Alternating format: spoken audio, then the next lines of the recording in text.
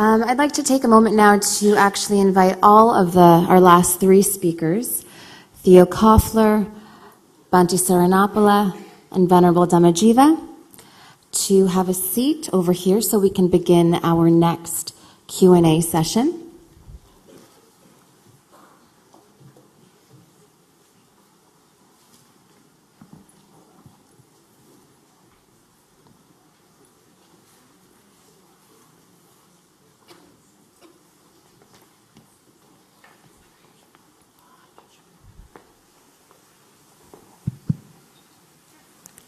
Questions, comments, challenges? Oh, right there? Okay, yes, please. Yes, I am a Bhikkhuni Thanh Châu, was born in Vietnam, but in Toronto I am known as Dr. Dang. A family physician, has been practicing for 36 years, mostly with the both people. So I work with people with post-traumatic stress disorder before the term was invented. I'm so curious, in Sri Lanka, is there any diagnosis of attention deficit hyperactive disorder in children?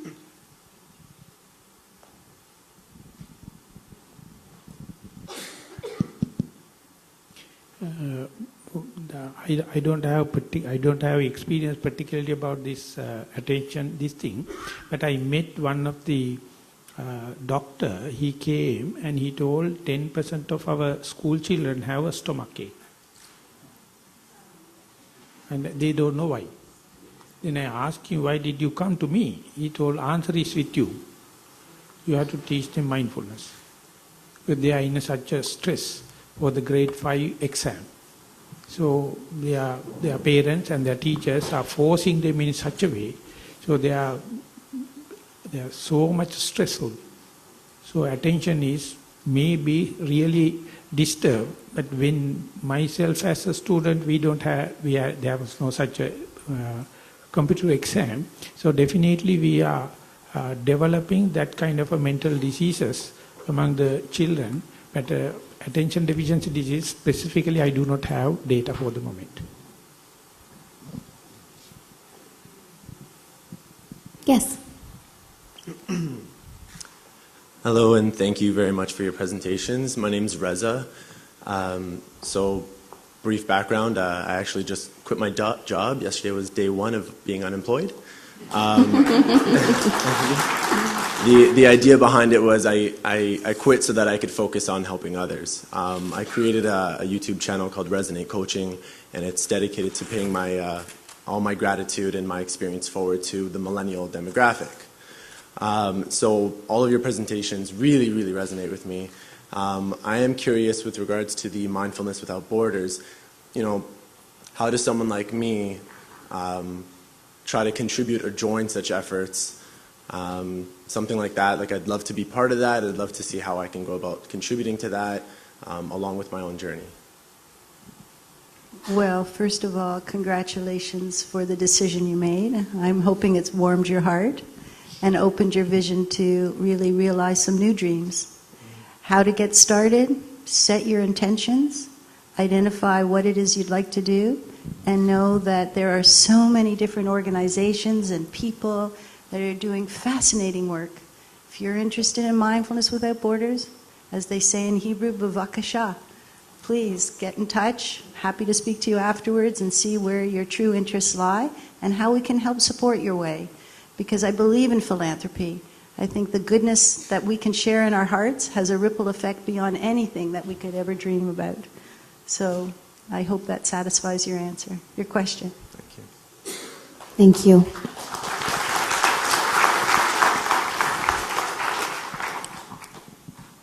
And I think we have one question up there.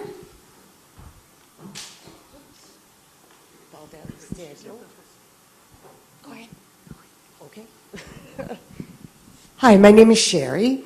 I've been a little bit involved in bringing mindfulness into the schools in Ontario. And from what I've seen, actually just really in Richmond Hill, has concerned me somewhat, to the extent that nowadays anybody can hang up a shingle and say they're a mindfulness teacher. I've seen a program come through the schools where educators are being given, I think it's been a 24-hour course, and then told, go and now teach the children. And I have seen things that have caused great concern. So I'm wondering, especially Theo, what your perspective is on this. If you'd like to see some kind of a professional community being arranged so that the standards are contained at a certain level. Well, thank you for that very important, essential question and your observation. It actually is true.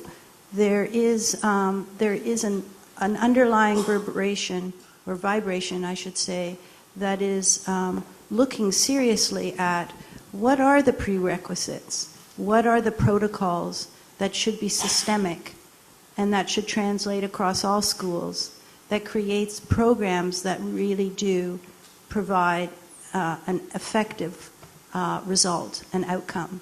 So I think with any new trend, anything new, especially emerging in education, it takes time to identify that, to explore it. But, and I think that will happen. For us at Mindfulness Without Borders, we've been very, very dedicated in ensuring that we're not just handing over a program, but that there's a cultivation of skill sets and a training and a certification program and a mentoring program and an updating program, so that all along the way there's a support mechanism that develops the teacher's skill sets to be able to provide the practices and the curriculum in a way that's authentic and that shows up as being ethical and integral. So it is a concern. It's a concern of a lot of us, and I believe over the next few years we will be looking to ways to ensure that there's more protocol. So I would say for anyone who might be educators in the room or interested in programs, I would say maybe look to these programs and see whether they have some type of research, whether these programs have actually shown positive student outcomes, whether these programs actually meet the expectations, the graduate expectations of the school. And if of all those sort of are check marks on that list, then I would feel if the training is substantial, then the program with the training should prove to be positive. So thank you, though, for that question. Yeah, for me, I have been conducting these mindfulness sessions for students for many years, and sometimes I go to high schools, and sometimes the teachers bring the students to our temple. So I have a lot of positive feedbacks from the teachers as well as from the students. And there are students, who look forward to coming back to the temple to do the meditation. And now, what we are teaching, especially when students come to our temple or when I go to schools, I tell them I'm not here to convert you into Buddhism. I make sure that this is not about Buddhism. And I always emphasize, this is good for you. Like, you be whoever you are, but all you have to do is just going back to your positive qualities. Now, when I go there, sometimes I do little exercises like, let's say there are two friends who have known each other for 3-4 years. And then I say, okay, you look at your friend and just tell me 3 nice things about your friend. And it's so fun for them. So I said, look at your friend and just say something nice. He's funny, he's so nice, he's kind. Another person also says something similar.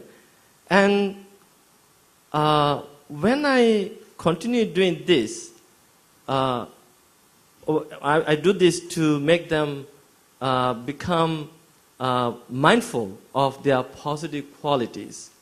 And then we do this loving kindness meditation, like, thinking positive thoughts. I say sometimes all the students repeat after me, that they also say, may I be well, may I be happy, may I be peaceful, may I be free from all sufferings and pains. At the beginning, they find it kind of funny. They giggle. I say, it's okay, giggle. That's a giggle meditation. So, and then at the same time, loving kindness meditation. And we do this for 10 minutes, and you won't believe in the classroom, the shrine room, is full of positive energies. You can see, the happiness, big smile on their face, and then, before leaving, they make sure to take a picture with me. They thought, we want to share this with my parents. And so I received many feedbacks from the teachers too. They're saying, oh, my students are highly talking about this. So, I think this is what we need to give to the next generation. This is the fundamental education. Mindfulness has to be taught to everyone. It doesn't need a religion, although it's coming from the Buddha. He's the one who systematized this technique for the liberation from all sufferings and pains. So now imagine in our Sunday school, I was very happy to see, Bhante, your presentation. Like in our Sunday school, we do this breathing exercise and loving kindness meditation. Who are these kids? From age 4 to 17. And after doing this, when they go home, parents emphasize, can you do that loving kindness meditation you do with the principal sadhu? They call principal sadhu, Principal Bhante. I'm the principal of Sunday school. So before hitting the bed, they close their eyes, they take a couple of deep breaths, and they do this loving kindness meditation, and they feel very happy, positive, with a happy mind. They go to bed.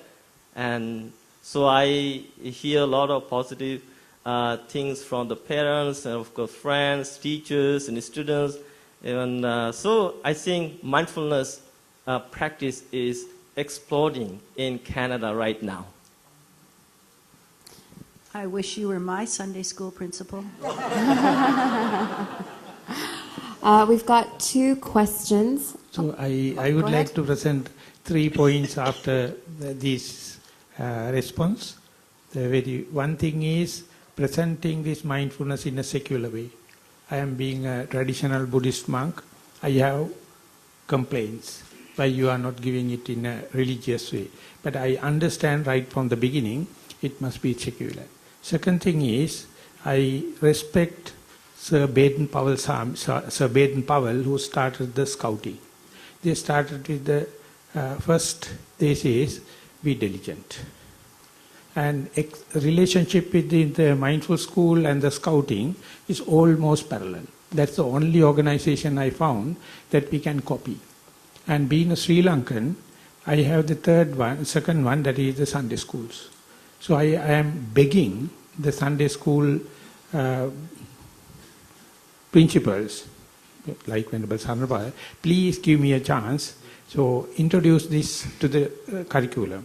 And that is the way we have to learn from the already established organization and how to introduce this reductionist method to the global system problems. So it is a kind of a thing, as you mentioned, Koffler. We have to learn. We have to come with the new dimension. We have to come with the new curriculum. We have to come with the new valuation. So whenever we ask the response from the teacher, the children, after giving 1.5 hours of facilitation, it's also an ethical question. Can we question a child and get a feedback? So then we have to go through this ethics and kind of thing. Then only we visited the minister. telling that is the point we need your authority. He gave. And now we have so much of written response and so ethical, aesthetic, so even the minister is happy. So you all have to evident it and give the support to make it that mindfulness as a school subject, but even then are we going to put marks? Are we going to measure children from the mindfulness? That is out of. So therefore we are in a transition in this burning world. So mindfulness is giving not only the curriculum, the teaching material, not only the methodology, not only the evaluation, not only the how to go with the existing organizations, and therefore people working has to really learn from these students. Therefore this question is quite relevant for the present, I would say. We have 2 questions from our live streaming audience. We've had a number of questions asking for some reporting regarding any challenges or sensitivities that you would share with the watcher, listeners, regarding how to bring mindfulness to various cultures and religions that you've come in contact with. So if there's anything you'd like to share, there's an interest in hearing about this.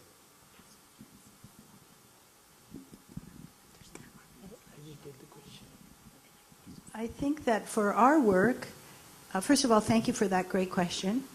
For our work, we are so careful to really put our ear to the ground and to be respectful for the various cultures and spiritualities in the countries and the populations that we've served. And that's a huge, huge priority. So that we're not making an assumption of what needs to be taught, but rather what is needed in the community. So that takes us away from bumping up against any challenges that might come across if we assume that what we're bringing, the qualities that we're teaching, open-mindedness, emotional balance, navigating triggers, that what we're teaching actually is a complement to what in fact is happening in the community. So as long as we're respectful for that, for the human differences and the similarities, we really have not faced actually in our 10 years of growth and development, other than one student issue that we had where mindfulness was too difficult for that student. It brought up too many negative emotions. But other than that, we really haven't bumped into any major challenges that detoured our focus and vision. Well, I think one thing that I have to emphasize on, after teaching meditation to the police officers, I have been receiving invitations from different organizations. And at the beginning, they have shown a great interest in the program. And later on, they cancel it for giving a reason like, maybe we will try some other time. So I was kind of curious to know, like, in the beginning you have shown a great interest and later why cancellation? So I talked to some friends and they said, well, because Bhante, you're a Buddhist monk, so maybe they are concerned that you might be bringing Buddhist religion and or converting them. So this is the one I think the major concern that I have. But that's why right at the beginning I tell people, I am not here to convert anyone. You be whoever you are, but understand that we all are human beings. Although I'm a Buddhist monk, or although you're a layperson, or Catholic, or Christian, or Muslim, or Hindu, or Jew, but let go these labels. Just assume yourself as a human being. When you take yourself as a human being, of course, as a human being, we all get upset. We all angry. But here we are teaching a technique, a mindfulness technique, how to overcome this problem. So when I explain this, then they feel so relieved. So I think this is the only concern that I had. So I think this is also going, maybe it would be much easier for you because you're a layperson and they can easily connect with you. When they talk to me, they say, I'm a Buddhist monk. So, but when I say, I'm not just a Buddhist monk, I'm an urban Buddhist monk, they feel connected. They feel, comfortable. Oh, that means we can connect with you. We can talk about everything. When I say, I'm in the Instagrams, Facebook, and Twitter, and they, why? Really? Then they feel very comfortable. So to add different perspective to this one, when we are presenting this Satipasala or Mindful School, equally we had a multi-ethnic group discussion. That is religious masters, Catholic, Hindu, Muslims, and we get together. And the Bishop Chigera, he came and he told, I am so happy to give the full support. Bhante, you are going to give it with a secular kind of a presentation, but even if you are going to give it with the Buddhist principles, we are going to support. Because the whole world is seconding this idea about the mindfulness. And last session, we are having regular sessions among the multi-ethnic groups, not with the students, but with the religious leaders. And there was one Swami, Darshan, he came and he told, introducing mindfulness to the Sri Lanka, Bhante Dhammajiva is better off because 70% of students are coming from Buddhist families. There is another 30% about the other religious people. So we being the leaders, we must give the full support to this, telling this is not a convention from the Buddhist, some religious to the Buddhist, but this is a mindfulness. So I took the mic and told that teaching mindfulness to the Buddhist is the most difficult part in the world.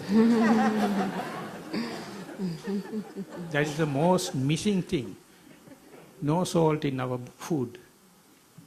So being I am a senior monk, I told the Swami, thank you very much, but don't take it into grant that even the 70%, I have to really do the groundbreaking work.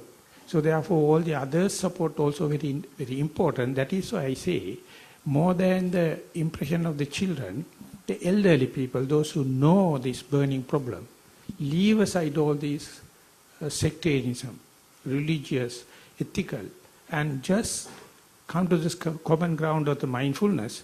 And whenever the parents and the children, parents and the teachers giving some kind of a confidence, slowly, children will come. So therefore, as you mentioned, it takes time. So we are in a transitional period, so we have to learn rather than teach. So therefore, we use the term mindfulness facilitating rather than teaching. Thank you. Thank you. The last question is for Theo. There's a person wondering whether or not you've introduced your program in Israel and what the impact was.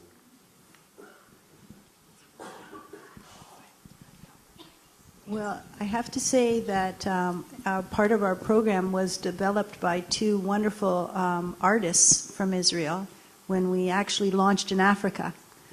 And our work now is being translated by certified facilitators that have come through our programs. My dream now is to go back to Israel, actually, and to really do something fundamental there, which looks like attracting a larger group of educators and health professionals and doing certification training. So outside of the one person who has been a certified facilitator, we aren't there in the kind of way that one day I hope we will be. But everything does take time. You know, you can't be in all places around the world. But we are looking to go there. Again, one of the things that holds us back is all our programs are translated into the language of the country.